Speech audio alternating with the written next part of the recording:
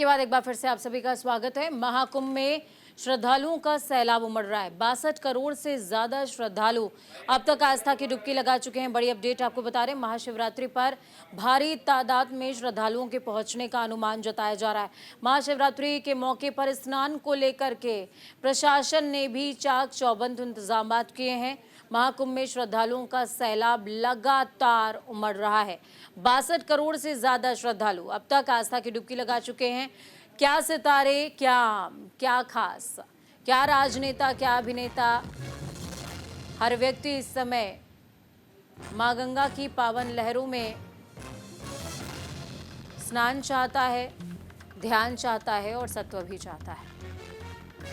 महाशिवरात्रि पर भारी संख्या में श्रद्धालु आएंगे। इसको लेकर प्रशासन भी चाक चौबंद इंतजामात की तैयारी में है।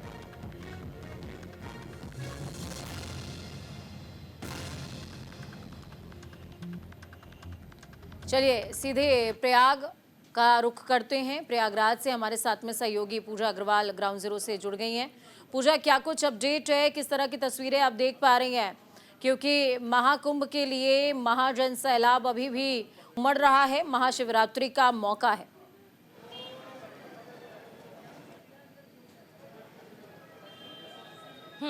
बिल्कुल, देखिए पूजा, अभी फिलहाल मेरी जो मौजूदगी है वो है न्यू यमुना घाट के नीचे। यहाँ पर ब्रिज है। यहाँ से मेरे पीछे अगर आप देखेंगी तो मात्र 3 किलोमीटर दूरी पर आप संगम घाट तक पहुंच सकते हैं। लेकिन आसपास देखिए लोगों के आने का सिलसिला बिल्कुल जारी है। जैसा कि आपने जिक्र भी किया कि क्या आम और क्या खास, हर एक व्यक्ति महाकुंभ में स्नान करने के लिए पहुंच रहा है। महाकुंभ का 43वां दिन है। मात्र 48 घंटे या मैं कहूं सिर्फ 2 दिन शेष है।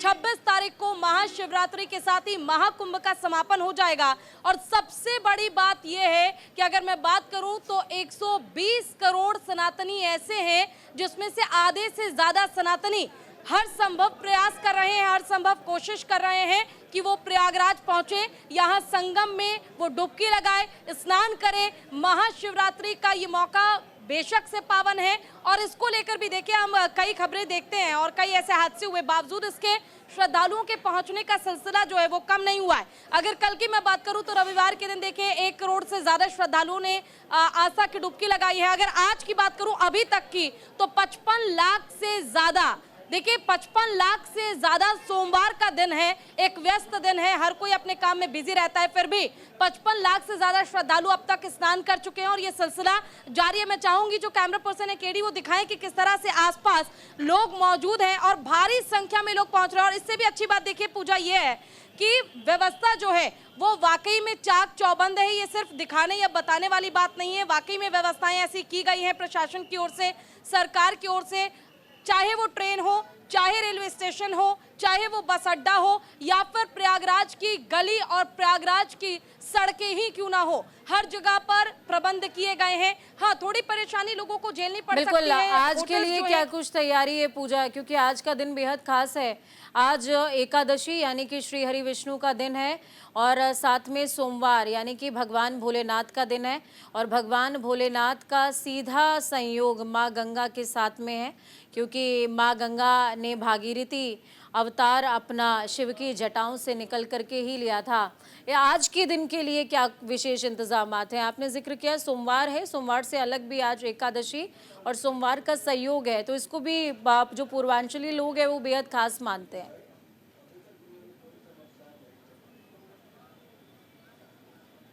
बिल्कुल, देखिए एकादशी का जैसा कि आपने जिक्र किया तो एकादशी को लेकर जिस तरह से मैं दिखाना चाहूंगी, मेरे पीछे आप देखेंगे बैरिकेड्स लगा दिए गए हैं और मैं ये बताना चाहूंगी चाहे आम या खास कोई भी हो, चाहे वो वीवीआईपी व्यक्ति ही क्यों ना हो, हर एक तरह के व्हीकल पर प्रबंध लगाया गया है। मूवमेंट जो है व्हीकल्स के वो यहाँ अंदर अलाउ नहीं किए गए हैं ताकि किसी तरह की कोई भी अव्यवस्था ना हो। खासकर महिलाओं के लिए यहाँ पर प्रबंध किए गए। महिलाओं को लेकर जिस तरह की खबरें चली थी, आपने देखा कि किस तरह से उस पर भी एक्शन लिया गया, उन लोगों को गिरफ्तार किया गया जो महिलाओं की फोटोज खींच रहे थे। इसका खास प्रबंध किया गया है कि महिलाओं के साथ इस तरह का कोई दुर्व्यवहार ना हो। इसके अलावा बैरिकेड्स यही नहीं, आप इसे कुछ ही दूरी पर देखेंगे, मेरे ख्याल से सिर्फ 50 मीटर की दूरी है, दोबारा वहां पर बैरिकेड्स लगाए गए हैं। इसके अलावा खास इंतजाम ये है कि 1300 से ज्यादा सीसीटीवी कैमरे लगाए गए हैं। साथ ही खास इंतजाम ये भी है कि यहाँ पर अभी से पहले इंतजाम ये थे कि जाने और आने यानी एंट्री और एग्जिट के लिए एक ही रास्ता था, लेकिन फिलहाल अब इस रास्ते को बदला गया है। आप जहां से एंट्री कर रहे हैं वहां से आप दोबारा एग्जिट बिल्कुल भी नहीं कर सकते हैं और ये कहीं ना कहीं लोगों का एक साथ इकट्ठा होना इस परेशानी को खत्म करने के लिए किया गया है।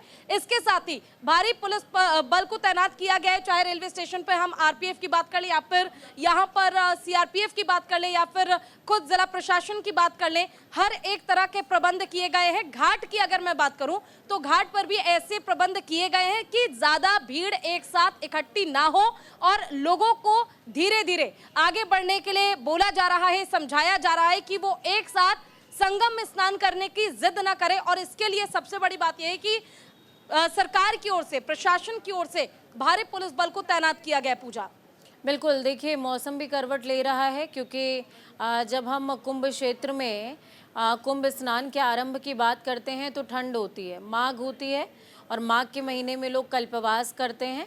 लेकिन जब कुंभ एग्जिट कर रहा होता है यानी कि अपने समापन की तरफ होता है तो जो महीना लग जाता है वो फागुन होता है और फागुन की बयार में थोड़ी सी नरमी और बहुत ज़्यादा गर्मी होती है। तो गर्मी के लिए क्या कुछ इंतजामात ग्राउंड पर किए गए हैं पूजा?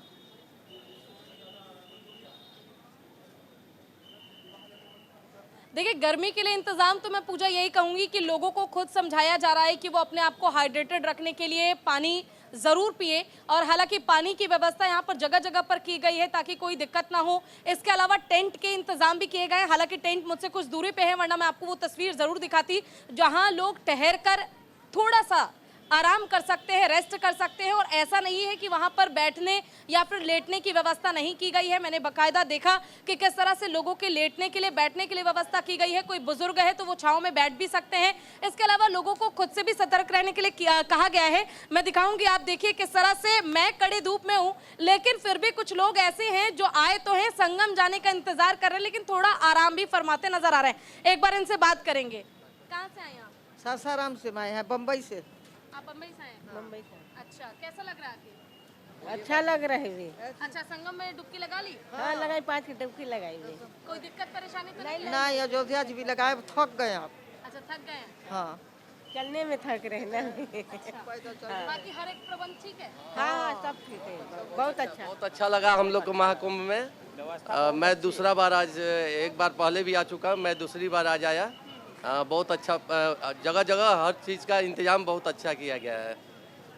हर जगह से एकदम हर सुविधा, हर हेतु अच्छा है। तो देखिए पूजा, कुछ लोग ऐसे भी हैं जो एक बार नहीं, 2 बार नहीं, बार बार महाकुंभ आ रहे हैं और चाहे वो महिलाएं ही क्यों ना हो, बेशक से घुटने बोल जाए, लोगों के पैर बोल रहे हैं, लेकिन ये मन जो है ये मानने का नाम नहीं ले रहा है। मन फिर भी बेताब है कि एक बार जब आखिरी मौका है और सिर्फ 2 दिन बचे हैं तो क्यों ना एक बार फिर से संगम जाकर डुबकी लगा ही ले और पवित्र स्नान कर ही ले। 26 तारीख का इंतजार सभी को है, महाशिवरात्रि का दिन है। और इसके साथ ही मैं पूजा एक अपडेट ये भी देना चाहूंगी, जो 16 किलोमीटर की जो शोभा यात्रा निकाली जाती है और तमाम मंदिरों से जो शोभा यात्रा निकाली जाती है महादेव की या फिर भगवान की, उसको लेकर कमेटी से बातचीत की गई है, प्रशासन ने बातचीत की है कि वो 16 किलोमीटर लंबा जो शोभा यात्रा निकलना है वो इस बार ना निकाला जाए और इसको लेकर कमेटी की ओर से हामी भी भर दी गई है कि वो यात्रा नहीं निकाली जाएगी 26 तारीख को, यानी कि महाशिवरात्रि के दिन। तो कहीं ना कहीं ये डीआईजी ने जो वैभव कुमार है उनकी ओर से साफ तौर पर कहा गया है कि हमारी ओर से हर एक प्रबंध किया गया है, इंतजाम किए गए हैं ताकि 26 तारीख को भी जो श्रद्धालु पहुंचे, क्योंकि समापन की ओर है ये महाकुंभ, समापन के साथ ही भारी संख्या लोगों की जो है वो यहाँ पर बढ़ती जा रही है। चले, बहुत शुक्रिया पूजा हमारे साथ जुड़ने के लिए, महाकुंभ की अहम तस्वीरें साझा करने के लिए। इस तरह की तस्वीरें आप हमारे साथ साझा करती रहिए।